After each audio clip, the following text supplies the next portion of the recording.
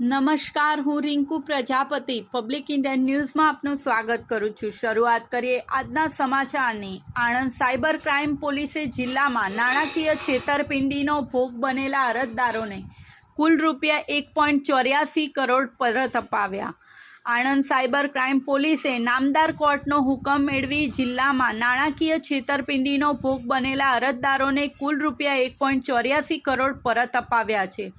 અમદાવાદ વિભાગના પોલીસ મહાનિરીક્ષક જે.આર. મોથલિયા અને આણંદ પોલીસ અધિક્ષક જી.જી. જસાણીએ સાયબર ક્રાઇમને લગતા બનાવોમાં ભોગ બનનારને તાત્કાલિક મદદરૂપ થઈ તેઓના હોલ્ડ થયેલ નાણાં પરત અપાવવા સૂચના કરી હતી, જેના આધારે સાયબર ક્રાઇમ પોલીસ સ્ટેશન આણંદની ટીમ દ્વારા સાયબર ક્રાઇમ નાણાકીય છેતરપિંડીનો ભોગ બનેલ અરજદારોને તરત જ સંપર્ક કરી તેઓની જરૂરી બેંક માહિતી મંગાવી સામાવાળાના ફ્રીઝ થયેલ બેંક એકાઉન્ટોની માહિતી મંગાવી હતી અને અરજદારોને તેઓના છેતરપિંડીમાં ગયેલા રૂપિયા પરત મળી રહે તે માટે નામદાર કોર્ટમાંથી હુકમ મેળવી આણંદ જિલ્લાના સાયબર ફ્રોડનો ભોગ બનેલ વ્યક્તિઓને રૂપિયા 1,84,17,721 પરત અપાવ્યા છે।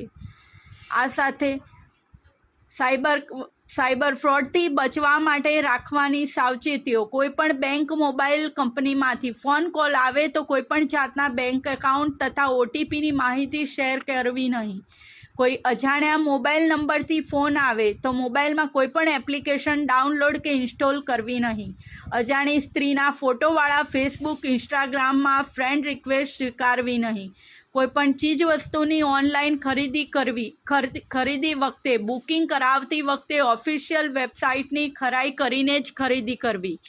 અજાણ્યા મોબાઈલ નંબર પરથી આવેલ કોઈપણ જાતની લિંકને ઓપન કરવી નહીં। જ્યારે કોઈપણ મિત્ર તેના ફેસબુક, ઇન્સ્ટાગ્રામ, મેસેન્જર દ્વારા રૂપિયાની માંગણી કરે તો તે મિત્રની ઓળખ કરી તેના મોબાઈલ નંબર પર તેની ખરાઈ કરવી। જો આપની સાથે ફાઇનાન્શિયલ ફ્રોડ થાય તો તાત્કાલિક 1930 નંબરનો સંપર્ક કરવો। આ સાથે આજના સમાચારને અહીં સમાપ્ત કરીએ છીએ।